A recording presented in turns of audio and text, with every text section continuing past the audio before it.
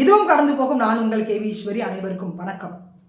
இன்னைக்கு தலைப்புச் செய்தியை தமிழக வெற்றி கழகம் ஈரோடு பெருந்துறையில் நடத்திய அந்த பிரச்சாரம் இல்ல பொதுக்கூட்டம் இல்ல மாநாடு, எப்படி வேணாலும் நீங்க வச்சுக்கலாம். மஞ்சள் பொதுவா நல்ல காரியங்கள் ஸ்டார்ட் பண்றதுக்கு முன்னாடி இந்த மஞ்சள் எடுத்து வச்சு தான் ஸ்டார்ட் பண்ணுவாங்க. நம்ம வீட்டில் கூட நம்ம அம்மா அக்கா தங்கைகள் நமக்காக நாம நல்லா இருக்கணும்ன்றதுக்காக மஞ்சள் புடவை கட்டிக்கிட்டு தான் வேண்டிக்குவாங்க. அப்படி அந்த மஞ்சள்னாலே ஒரு தனி வைப்பு தாங்க. நம்ம கொடியில கூட அந்த வைப்ரண்டான அந்த எனர்ஜெட்டிக்கான அந்த மஞ்சள் இருக்குமே, அந்த மாதிரி மங்களகரமான மஞ்சள் விளையிற பூமி தான் இந்த ஈரோடு பூமி.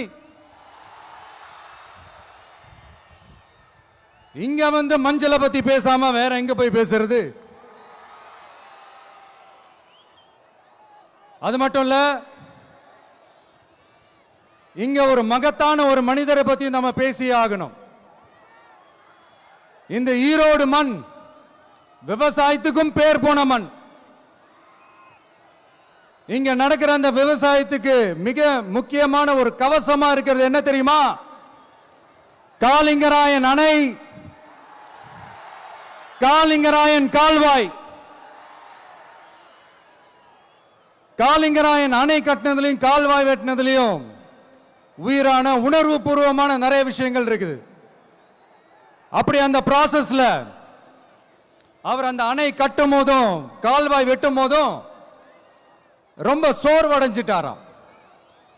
அப்ப அவங்க அம்மா அதை பார்த்துட்டு சொன்னாங்களாம், மகனே காளிங்கா, தயிர் வித்த காசு தாழ்வாரம் வரைக்கும் இருக்குது, மோர் வித்த காசு முகுட வரைக்கும் இருக்குது, அதை எடுத்துக்கிட்டு போய் அணைய கட்டியா கால்வாய வெட்டியான்னு சொல்லி தைரியம் கொடுத்தாங்களாம். பெத்த அம்மா கொடுக்கிற அந்த தைரியம் இருக்கு பாருங்க, அதை தாண்டி வேற எதுவுமே கிடையாதுங்க. ஒரு மனுஷனால எதையும் சாதிச்சு காட்ட முடியும். அப்படி ஒரு தைரியத்தை தான் இப்போ நீங்க, என்னுடைய அம்மா அக்கா தங்கைகள் நண்பா நண்பிகள் தோழர்கள் எல்லாரும் எனக்கு கொடுத்திருக்கிறீங்க. அதே தைரியத்தை, அதே துணையா என் கூட நிக்கிறீங்க. இதை எப்படி நம்ம பிரிச்சு விடலாம்? இதை எப்படி நம்ம கெடுக்கலாம்? என்னெல்லாம் அவதூறுகள் நம்ம விஜய் மேல சொல்லி மக்களை நம்ப வைக்கலாம்? என்னெல்லாம் சூழ்ச்சிகள் நம்ம விஜய் மேல பண்ணி மக்களை நம்ப வைக்கலாம்? இப்படி சூழ்ச்சிகளை மட்டுமே நம்பி பொழப்ப நடத்துற சில சூழ்ச்சிக்கார கூட்டங்கள் இதை தொடர்ந்து செஞ்சுக்கிட்டு தான் இருக்கு. ஆனா அவங்களுக்கு தெரியாது, இது இன்னைக்கு நேத்து வந்த உறவு இல்ல. கிட்டத்தட்ட 30-33 வருஷத்துக்கு மேல இருக்கிற உறவு. ஏன், நான் சினிமாவுக்கு வந்தப்போ எனக்கு வயசு 10. அப்பல இருந்தே இந்த உறவு ஸ்டார்ட் ஆகி போயிட்டு இருக்குன்னு அவங்களுக்கு தெரியாம போச்சு. அதனால என்ன பண்ணாலும், நீங்க என்ன ட்ரை பண்ணாலும்,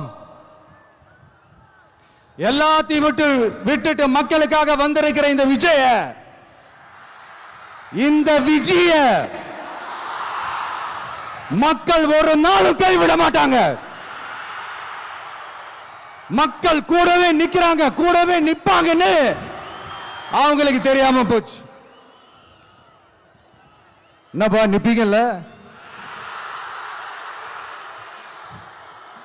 உங்களை நம்பிதாப்பா வந்திருக்கிறேன்.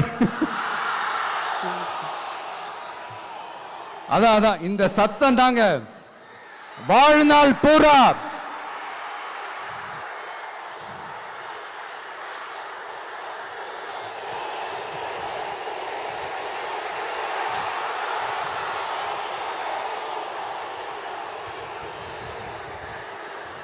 வாழ்நாள் பூரா உங்களுக்கு நன்றியோடவே இருப்பேன்.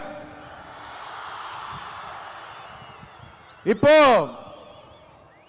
நம்ம காளிங்கராயன் அவர்கள் அணையை கட்டுறதுக்காக பவானிக்கு போய் பார்க்கும்போது ஒரு இடத்துல ஒரு பாம்பு வந்து உட்கார்ந்துச்சான், படுத்துச்சான். அது படுத்த இடத்துல தான் அவர் அணையை கட்ட ஸ்டார்ட் பண்ணாராம். அப்புறம் அந்த பாம்பு வளைஞ்சி நெளிஞ்சி போற இடத்துலலாம் கால்வாயை வெட்டினார்னு சொல்லி சில வாய்மொழி கதைகள்லாம் சொன்னாங்க. தண்ணியை சேமிச்சு வச்சு குடிக்கிறதுக்கும் விவசாயத்துக்கும். தம்பி கீழே இறங்கு, தம்பி கீழே இறங்குப்பா, ப்ளீஸ் கீழே இறங்குப்பா.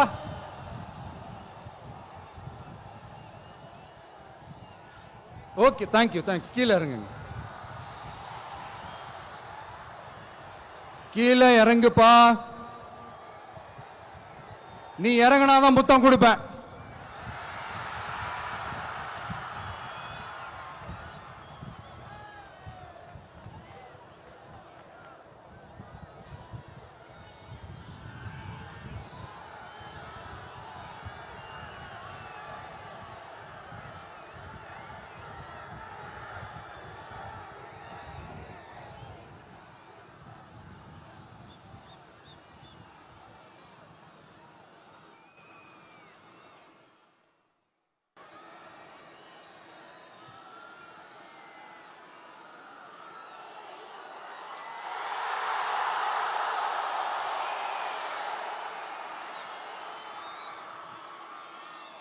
இப்படி தண்ணியை சேமிச்சு வச்சு குடிக்கிறதுக்கும் விவசாயத்துக்கும் வழி வகுக்கிறது எவ்வளவு பெரிய ஒரு நல்ல விஷயம். சோ இந்த மாதிரி நல்ல விஷயங்கள்லாம் செஞ்சிட்டு கதைகள் சொன்னா பரவாயில்ல, எதுவுமே செய்யாம கதைகளை மட்டும் அடிச்சு விடுறது எப்படி? அத்திக்கடவு அவிநாசி திட்டத்தை இன்னும் விரிவுபடுத்தினா அந்த 3 மாவட்டத்தில் இருக்கிற லட்சக்கணக்கான மக்களுக்கு எவ்வளவு பிரயோஜனமா இருக்கும். எத்தனையோ லட்சம் ஏக்கர் நிலங்கள்ல விவசாயம் நடத்தினா எவ்வளவு பிரயோஜனமா இருக்கும். ஏன் அதெல்லாம் பண்ண மாட்டேன்றீங்க? வள்ளுவர் கோட்டத்துக்கு காட்டுற அக்கறைய இங்க மக்கள் வாழ்வாதாரத்தில் கொஞ்சம் காட்டலாம்ல, ஏன் காட்ட மாட்டேன்றீங்க? இங்க என்ன கவர்மெண்ட் நடத்துறாங்களா இல்ல கண்காட்சி நடத்துறாங்களா? இந்த 21ஆம் நூற்றாண்டிலே மக்களை பத்தி எதுவுமே யோசிக்கிறது இல்ல. ஆனா அந்த காலத்திலேயே இது எல்லாத்தையும் பத்தி யோசிச்ச மக்களை பத்தி, குடிக்கிற தண்ணியை பத்தி, விவசாயத்தை பத்தி, அணை கட்டுறதை பத்தி, கால்வாய் வெட்டுறதை பத்தி, இதெல்லாம் எங்கிருந்து? பவானியிலிருந்து நொய்யலாறு வரைக்கும் கால்வாய் வெட்டி இது எல்லாத்தையும் பத்தி யோசிச்ச காளிங்கராயன் அவர்களுக்கு கோடி கும்பிடு போட்டாலும் பார்த்தாதுங்க. இப்படி அந்த காலத்துல இருந்த ஒரு ஹீரோவை பத்தி பேசிட்டு இந்த காலத்துல, அதாவது 1920th செஞ்சுரியில இருந்த ஒரு ஹீரோவையும் பத்தி நம்ம பேசி ஆகணும்ல. ஒருத்தர் இலகிய மனம் கொண்ட ஹீரோனா இன்னொருத்தர் இரும்பு மாதிரி அயன்மேன் தான். எஸ், நம்ம ஈரோடு கடப்பாறை தான்.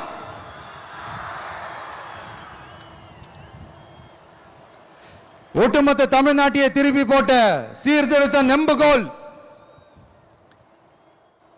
ஈரோடு மாவட்டத்தில் பிறந்த அவர்தான் இந்தியாவுக்கே இடஒதுக்கீடு சம்பந்தமான அரசியல் சட்டத்தை திருத்தறதுக்காக போராட்டம் நடத்தினவர் யாரு? நம்ம தந்தை பெரியாரு. 100 வருஷத்துக்கு முன்னாடியே வகுப்பு வாரி பிரதிநிதித்துவம் வேணும்னு கேட்டவர். அன்னைக்கும் சரி இன்னைக்கும் சரி ஒரு ஆச்சரியத்தோட பார்க்கக்கூடிய ஒரு மனிதர், நம்மளுடைய கொள்கை தலைவர். அப்ப அண்ணாவும் எம்ஜிஆரும் யாரு? பெரியார் அவர்கள் கிட்ட இருந்து எங்களுக்கு தேவையான கொள்கைகளை எடுத்துக்கிட்டோம். அவரை ஃபாலோ பண்ற, அவரை வழிகாட்டி ஏத்துக்கிட்ட அண்ணா அவர்கள் கிட்ட இருந்தோம், எம்ஜிஆர் அவர்கள் கிட்ட இருந்தோம் தேர்தல் அணுகுமுறையை எடுத்துக்கிட்டோம். அண்ணாவும் எம்ஜிஆரும் தமிழ்நாட்டோட சொத்து. அவங்கள பயன்படுத்துறத பத்தி யாரும் இங்க கம்ப்ளைண்ட்லாம் பண்ண முடியாது. அண்ணா எங்களோடது, எம்ஜிஆர் என்னோடது, எங்களோடது, நீங்களா எடுத்துக்க கூடாது அப்படிலாம் யாரும் இங்க அழுதுட்டு இருக்க முடியாது, சொல்லிவிட்டேன். அதனால நாங்க ஒரு வழியில அரசியல் செஞ்சுக்கிட்டு போயிட்டு இருக்கிறோம். உங்களுக்கு தான் டிவிக்கு ஒரு பொருட்டே இல்லல, அப்புறம் ஏன் கதறீங்க? அப்புறம் ஆளாளுக்கு அங்க போயிட்டு இங்க போயிட்டு புலம்பி தள்ளிக்கிட்டு இருக்கிறீங்க. இது எப்படி இருக்கு தெரியுமா? எனக்கு பயம் இல்ல, எனக்கு பயம் இல்ல அப்படின்னு சத்தமா சவுண்ட் விட்டுக்கிட்டே சத்தமா பாட்டு பாடிக்கிட்டு இந்த நடுங்கிக்கிட்டே சின்ன பசங்க நடந்து போவாங்க. அந்த மாதிரி இருக்கு. முதல்ல மண்டையில இருக்கிற கொண்டைய மறைங்க சார்.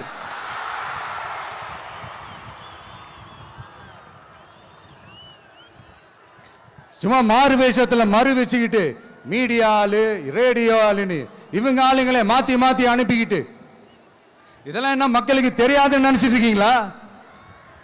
மக்கள் எல்லாத்தையும் உன்னிப்பா கவனிச்சிட்டு இருக்காங்க. அதனாலதான் சொல்றேன், உங்களுக்கு நீங்க கொள்ளையடிச்சு வச்சிருக்கிற காசு தான் துணை.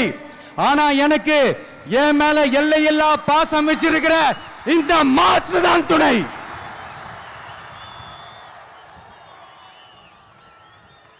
இப்படி நமக்கு துணையா இருக்கிற ஈரோடு மக்களுக்காக நான் இப்போ குரல் கொடுக்கலாம் வந்திருக்கிறேன். சரி, இப்ப விஷயத்துக்கு வருவோம். பெரியார் அவர்கள் கிட்ட இருந்த அந்த செல்வாக்கையும் அந்த பதவிகளையும் அந்த பவரையும் வச்சுக்கிட்டு அவர் என்ன சொன்னார் தெரியுமா? இவ்வளவு செல்வாக்கு, இவ்வளவு பதவிகள், இவ்வளவு பவர் இருந்தோம் நான் ஒரு 5 பைசா காசு சம்பாதிச்சிருப்பேனா? எனக்கோ இல்ல என் குடும்பத்துக்கோ பட்டங்கள் வேணும், பதவி வேணும்னு ஏதாவது கேட்டிருப்பேனா? இல்ல ஏதாவது லாபம் பார்த்திருப்பேனா? இல்ல எதுக்காவது ஆசைப்பட்டிருப்பேனா? ஆனா அவர் பேரை சொல்லிக்கிட்டு அவருடைய கொள்கையை ஃபாலோ பண்றதா சொல்லிக்கிட்டு இப்ப ஆட்சியில இருக்கிறவங்க என்னெல்லாம் செய்யறாங்கன்னு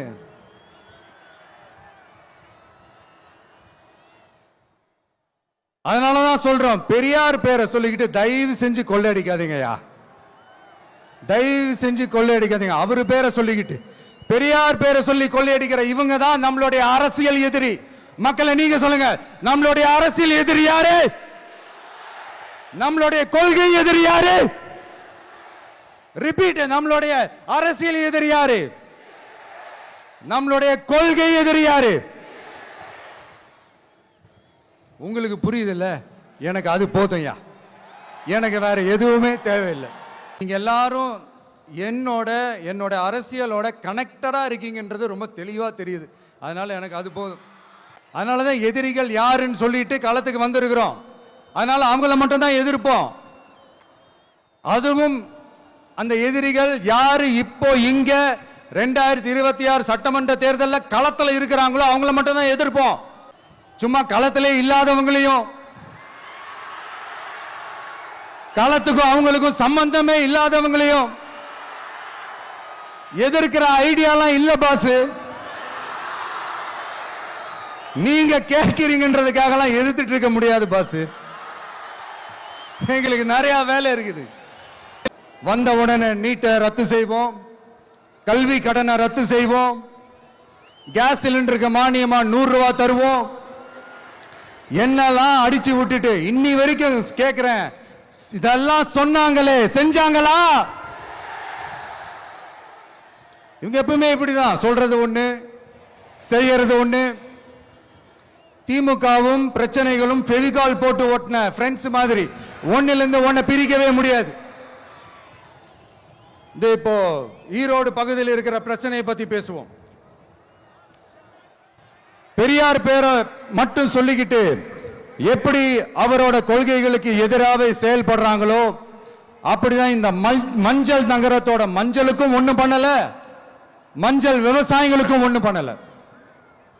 ஆராய்ச்சி மையம், சிறப்பு மையம்னு கோடி கோடியா டெண்டர் விட்டாங்க, பேருக்கு கட்டிடத்தை கட்டினாங்க.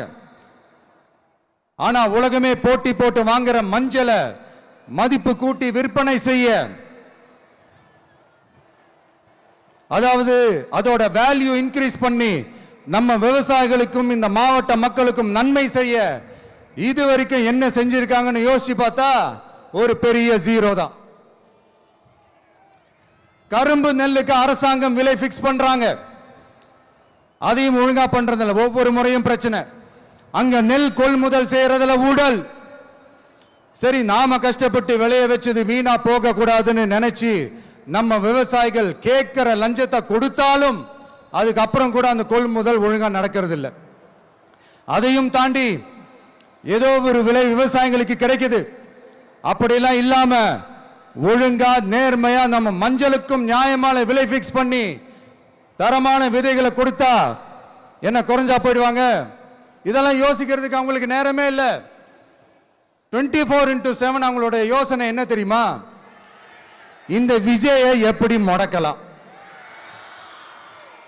தமிழக வெற்றி கழகத்தை எப்படியெல்லாம் முடக்கலாம், அப்படிதான் அவங்களுடைய சிந்தனையே 24x7. எத்தனையோ வருஷத்துக்கு முன்னாடி நம்ம காளிங்கராயர் நதிகளின் இணைப்புக்கு முன்னோடியா இருந்தார். பவானி ஆத்துல அவர் அதிகமான தண்ணி அணை கட்டி தேக்கி தண்ணீர் வறட்சியான பகுதிகளுக்கு அனுப்பினார். ஆனா இன்னைக்கு இவ்வளவு நவீன வசதிகள் இருந்தோம், இவ்வளவு சயின்ஸ் வளர்ச்சிகள் இருந்தோம், இவ்வளவு டெக்னாலஜி வளர்ச்சிகள் இருந்தோம், அவங்க வாக்குறுதியில் ஒன்று கொடுத்தாங்கல்ல, பவானி நொய்யலாறு அமராவதி 6 இணைப்பு திட்டத்துக்கு ஒரு துரும்ப கூட கிள்ளி போடல. வாக்குறுதி நம்பர் 103 சொன்னாங்களே, செஞ்சாங்களா? சரி, இதாவது ஒரு பெரிய ப்ராஜெக்ட் வைங்க. ஆறுகளை சுத்தப்படுத்த பல்லாயிரம் கோடி நிதி ஒதுக்குவோம், தமிழ்நாட்டில் உள்ள ஆறுகளை சுத்தப்படுத்துவோம்னு சொன்னாங்களே, செஞ்சாங்களா? ஆனா ஆத்து மணலை கொள்ளையடிக்கிறதுல மட்டும் வேலையை கரெக்டா செய்வாங்க. இதை நான் ஏன் திரும்ப திரும்ப சொல்றேன்னா, மக்களே நீங்க புரிஞ்சுக்கணும். கொஞ்சம் மசந்தா மற்ற மாவட்டங்கள்ல மணல் காணாம போன மாதிரி, மலைகள் காணாம போன மாதிரி, நம்ம மாவட்டத்தில் தனி வளத்தை கொடுத்த செம்மண்ணும் காணாம போறதுக்கு வாய்ப்பு இருக்கு மக்களே. நம்ம மண்ணுக்கும் நம்ம ஆத்துக்கும் நம்ம விவசாயிக்கும் தான் இந்த மோசமான நிலைமை. அதனால ஏதாவது தொழில் செஞ்சு பிழைக்கலாம்னு பார்த்தா அதுக்கும் எங்க விடுறாங்க? தொழில்னு பார்த்தா 30% நெசவாளர்களுக்கு கூலி பாக்கி. அரசாங்கம் நம்ம நெசவாளர்கள் கிட்ட இருந்து கொள்முதல் செய்த வேட்டி சேலைக்கான கூலியை கூட போராடித்தான் வாங்க வேண்டியதா இருக்குது. அது சலுகையோ உதவியோ நலத்திட்டமோ கிடைக்காது. நம்ம உழைப்புக்கான ஊதியம், நம்மளோட உரிமை, அதுக்கே போராட வேண்டிய நிலையில தான் இந்த அரசாங்கம் நம்மளை வச்சிருக்கு. நல்லா பார்த்துக்கங்க மக்களே, உரிமைக்கு குரல் கொடுத்தவங்க தான் இவங்க. சிறு குறு தொழில்கள் பீக் ஹவர்ஸ் சார்ஜ்னு கரண்ட்டுக்கு அநியாய விலை வச்சு அதையும் செய்ய விடாம நம்மளை முடக்கிடுறாங்க. அந்த பீக் ஹவர்ஸ் சார்ஜ் கொள்ளையால எத்தனை வருஷமா எவ்வளவு பேர் பாதிக்கப்படுறோம், எவ்வளவு தொழில்கள் பாதிக்கப்படுது. நாமளும் கத்துறோம், போராடுறோம், கோரிக்கை வைக்கிறோம். எதையாவது இவங்க கண்டுக்கிறாங்களா? கொஞ்சம் யோசிங்க. ஏன் கண்டுக்க மாட்டேன்றாங்கன்னு கொஞ்சம் யோசிங்க. அப்போதாங்க பிரைவேட்ல அதிக விலைக்கு கரண்ட் வாங்க முடியும், அதுக்கு டெண்டர் விட முடியும். அப்படி டெண்டர் விட்ட மேட்டர்ல எல்லாம் என்ன நடக்கும்னு உங்களுக்கும் தெரியும், எனக்கும் தெரியும், நம்ம எல்லாருக்குமே தெரியும். இந்த மாதிரி ஈரோடுல மட்டும் இல்ல, எந்த மாவட்டத்துக்கு போனாலும் பிரச்சனைகள் மேல பிரச்சனைகள் தான். அதையெல்லாம் தீக்கிறதுக்கு ஒரு சொல்யூஷன் கூட சொல்லாம இதுல வேற பெருமையா மாடல் அரசுங்கிறது இல்ல. நான் கேட்கிறேன், கூச்சமா இல்ல? இதெல்லாம் கேட்டா அப்படியே நம்ம பக்கம் யூட்டர்ன் அடிச்சு வந்துருவாங்க. விஜய் என்ன அரசியல பேச மாட்டேன்றாரு, விஜய் என்ன சினிமா டயலாக் மாதிரி பேசுறாரு, விஜய் என்ன பஞ்ச் டயலாக் பேசுறாரு, விஜய் என்ன 10 நிமிஷம் தான் பேசுறாரு, 9 நிமிஷம் தான் பேசுறாரு. நான் எத்தனை நிமிஷம் பேசினா உங்களுக்கு என்ன சார்? நான் எப்படி பேசினா உங்களுக்கு என்ன சார்? உள்ள விஷயம் என்னன்னு பாருங்க சார். ஒவ்வொரு மாவட்டத்துக்கும் போய் மக்கள் ஃபேஸ் பண்ற பிரச்சனைகளை எடுத்து பேசிட்டு இருக்கிறேன். பின்ன அது அரசியல் இல்லாம வேற எதுதான் அரசியல்? உங்களை மாதிரி தனிப்பட்ட முறையில தரக்குறைவா அசிங்கமா பேசுறதுதான் அரசியல்னா அந்த அரசியல் நமக்கு வராதுன்னா நல்லாவே வரும். உங்களை விட எனக்கு அது நல்லாவே வரும். வேணான்னு விட்டு வச்சிருக்கிறோம். அப்புறம் உங்களுக்கு நமக்கு என்ன வித்தியாசம்? காஞ்சிபுரத்தில் நாம பேசும்போது இந்த மாதிரி உங்களால் அமைக்கப்பட போற ஆட்சியில நம்ம ஆட்சிக்கு வந்த உடனே என்னெல்லாம் செய்ய போறோம்ன்றது சிலது சொன்னோம். அதையெல்லாம் தப்பா புரிஞ்சுக்கிட்டு இப்போ சொல்றேன், விளக்கமா சொல்றேன், நான் சலுகைகளுக்கு எதிரானவன் கிடையாது. மக்களுக்கான சலுகைகளை இலவசம்னு சொல்லி அசிங்கப்படுத்துறதுல எனக்கு உடன்பாடு கிடையாது. மக்கள் காசுல மக்களுக்கு செய்யறதை எப்படி இலவசம்னு சொல்லுவீங்க? அப்படியே செஞ்சிட்டாலும் ஓசில போறேன்னு சொல்லி அசிங்கப்படுத்துறீங்க. என்ன கேட்கறதுக்கு ஆள் இல்ல நினைச்சீங்களா? மக்களுக்கு ஒண்ணுன்னா இந்த விஜய் வந்து நிப்பா, இந்த விஜய் வந்து கேள்வி கேட்பா. இந்த விஜய் எப்பவுமே மக்கள் பக்கம் தான், அதே மாதிரி மக்களும் என் பக்கம் தான். என் மக்கள் மானத்தோட மரியாதையோட கௌரவத்தோட வாழணும். என் மக்கள் யாருக்கும் கீழே கிடையாது. அப்படி அவங்க கௌரவத்தோட வாழணும்னா அவங்களுக்கான வாழ்க்கை தரம் உயரணும். வாழ்க்கை தரம் உயரணும்னா அவங்களோட வாழ்வாதாரம் உயரணும். வாழ்வாதாரம் உயர்ந்தாதான் பொருளாதாரம் உயரும். பொருளாதாரம் உயர்ந்தாதான் வசதி வாய்ப்புகள் உயரும். இதெல்லாம் உயர்ந்தாலே ஆட்டோமேட்டிக்கா அவங்களோட வாழ்க்கை தரம், அவங்களுக்கான மரியாதை, அவங்களுக்கான கௌரவம் எல்லாமே உயரும். இதுக்கான வழிகள், அந்த சூழல்களை அந்த கவர்மெண்ட் அமைச்சு கொடுக்கணும். இதுக்கான அந்த திட்டங்களை செயல்படுத்தணும். இதெல்லாம் செஞ்சாதான் அந்த அரசாங்கம் ஒரு நல்ல அரசாங்கம். இதைத்தான் சொன்னோம். சொன்னா மட்டும் போதுமா? எப்படி செயல்படுத்துவீங்க? நாங்க என்ன வாயிலேயே வடை சுடுறதுக்கு டிஎம்கேவா? டிவி கேடா?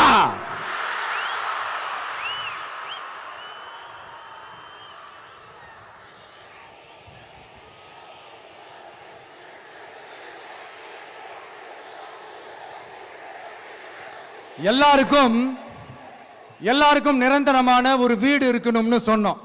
உடனே எங்க ஆட்சியிலே நாங்க எல்லாரும் வீடு கட்டி கொடுத்துட்டோமே அப்படிங்கிறது இல்ல. நான் கேட்கிறேன், இங்க உங்களை தான் கேட்கிறேன், இங்க வாடகைக்கு இருக்கிறவங்களே இங்க யாரும் இல்லையா? எல்லாருக்கும் சொந்தமா வீடு கட்டி கொடுத்துட்டாங்களா? அடுத்து வீட்டில் இருக்கிற ஒவ்வொருத்தரும் மினிமம் டிகிரி படிச்சிருக்கணும் அப்படின்னு சொன்னோம். உடனே எங்க ஆட்சியிலே எல்லாரும் டிகிரி படிச்சு முடிச்சிட்டாங்களே அப்படிங்கிற மாதிரி சொல்றது அது உண்மைனா? ஸ்கூல் லெவல்லையே டிராப் அவுட்ஸ் அதிகமானது யாரோட ஆட்சியிலங்க?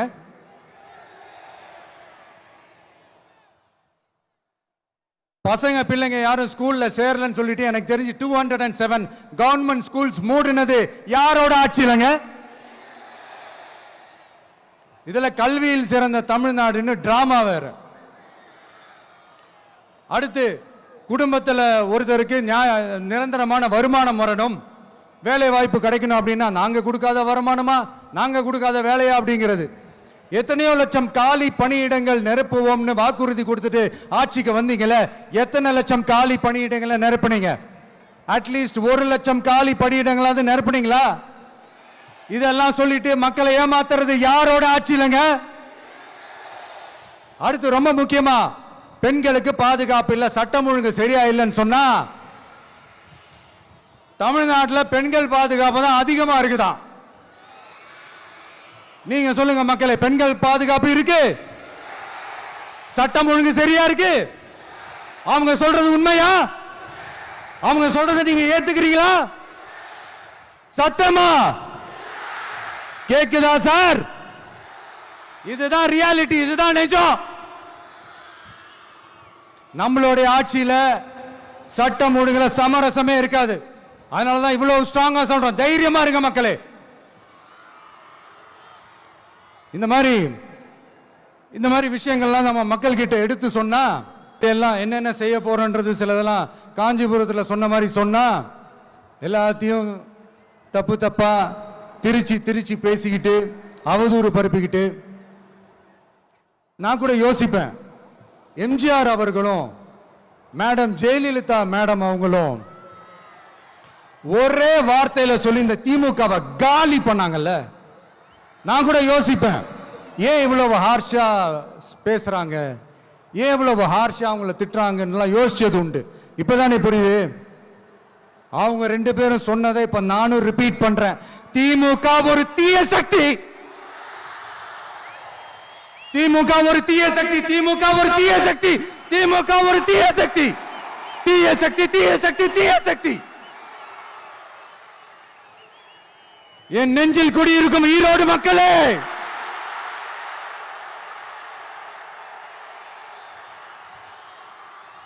டிவிக்கே ஒரு தூய சக்தி.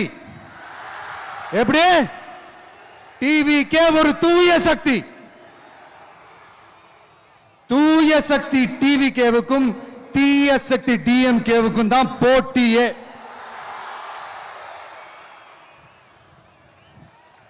என்ன முடக்கலாம்னு நினைக்கிறீங்க, ஆனா இந்த சத்தத்தை ஒரு நாள் உங்களால முடக்க முடியாது. மக்கள் விரோத திமுக அரசை வீழ்த்த மக்கள் சக்தியான நம்மளால மட்டும்தான் முடியும். அண்ணன் செங்கோட்டையன் அண்ணன் அவர்கள் நம்ம கூட வந்து சேர்ந்தது நமக்கு ஒரு மிகப்பெரிய ஒரு பலம். அந்த மாதிரி செங்கோட்டையன் அண்ணன் அவர்கள் மாதிரி இன்னும் நிறைய பேர் வந்து சேர இருக்கிறாங்க. அவங்க எல்லாருக்குமே அந்த உரிய அங்கீகாரத்தை கொடுப்போம். அது மட்டும் இல்ல, அப்புறம் இன்னொரு விஷயம் சொல்ல மறந்துட்டேன். இப்ப ரீசெண்டா ஒரு இடத்துல நம்ம சிஎம் சார் அவர்கள் பேசும்போது சொன்னாங்க, என் கேரக்டரையே புரிஞ்சுக்க மாட்டேங்கிறேன். இது சினிமா டயலாக் இல்லையா? நான் ஏதாவது பேசினா சினிமா டயலாகா? சார் பேசினா அது சினிமா டயலாக் இல்லையா? சிலப்பதிகாரத்திலிருந்து எடுத்ததா அந்த லைன். என் கேரக்டரையே புரிஞ்சுக்க மாட்டேன்றது. உங்களை எப்படிதான் சார் புரிஞ்சுக்கிறது? எந்தெந்த விஷயத்துலலாம் சார் உங்க கேரக்டர் நாங்க புரிஞ்சுக்கிறது? அதையும் நீங்களே சொல்லிட்டீங்கன்னா கொஞ்சம் நல்லா இருக்கும் சார். சட்டம் ஒழுங்குல நாடே சந்தி சிரிக்குது, அதுலயா? பெண்கள் பாதுகாப்புல நாடே சந்தி சிரிக்குது, அதுலயா? பொய் வாக்குறுதிகளா கொடுத்து ஏமாத்தி ஆட்சிக்கு வந்தீங்களே, அதுலயா? எதுல தான் சார் உங்க கேரக்டர் நாங்க புரிஞ்சுக்கிறது? ஆனா ஒண்ணு, தமிழ்நாட்டில் ஆட்சி செய்யற நீங்களும் சரி, ஒன்றியத்தில் ஆட்சி செய்யறவங்களும் சரி, நீங்க ரெண்டு பேரும் முதல்ல என்னோட கேரக்டரை புரிஞ்சுக்கணும் சார். என்னோட கேரக்டர்னு சொன்னது நம்ம மக்களோட கேரக்டரை.